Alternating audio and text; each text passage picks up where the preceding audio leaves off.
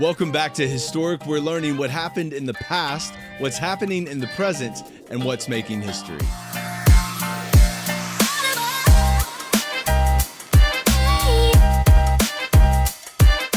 July is an extraordinary month for church history, especially in London, because on the 26th of July, 1833, there was that extraordinary, world-changing gospel breakthrough, William Wilberforce and the defeat of the slave trade, the abolition of slavery. This was undoubtedly an extraordinary moment in the history of the world, and especially living in a time in which we do, where the government in this country has just passed a bill that allows abortion up until birth, and which has just passed the suicide bill, legalizing suicide. Many believers are asking questions: what can we do?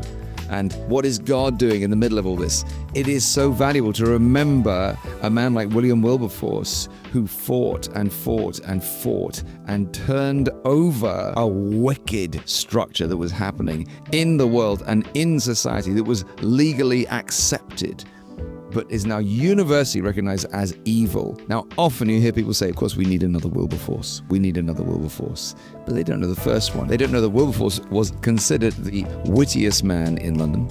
He was spontaneous, chaotically disorganized, a great singer.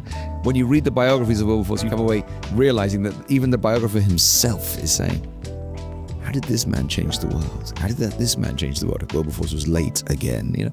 Jesus Christ gave the key to being fruitful. Abide in me, he said. Abide in me. And one thing we know for certain about William Wilberforce, everyone who knew him said, he's always humming a hymn of praise.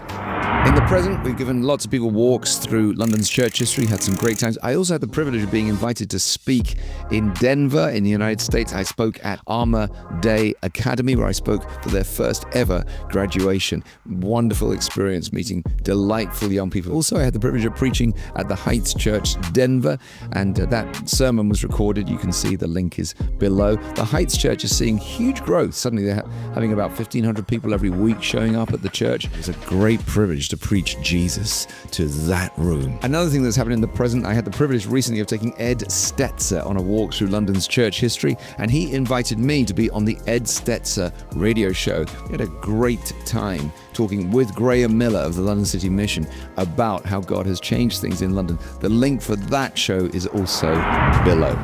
On to making history. If you're very concerned about these new bills that are going through Parliament, if you are not yet aware of it, the No Way Back website is a context where you can still have your say to your MP. nowayback.org.uk.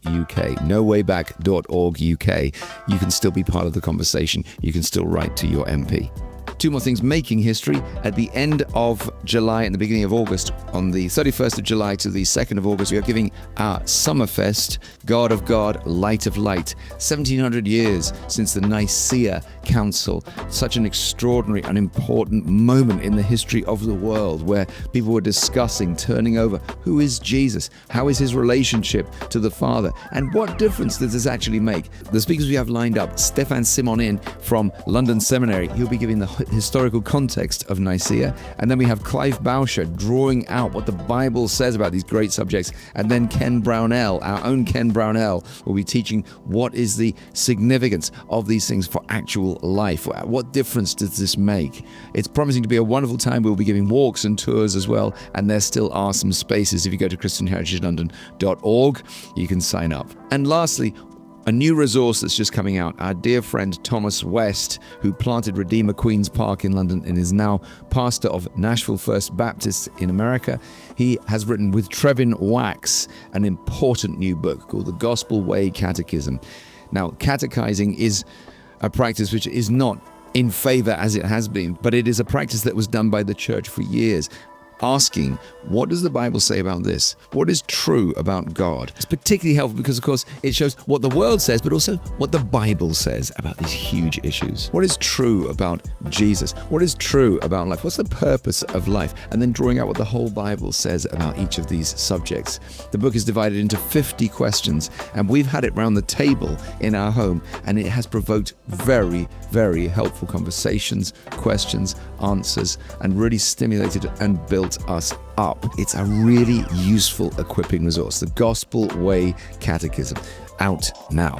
Remember, until next time, Jesus Christ is the same yesterday and today and forever.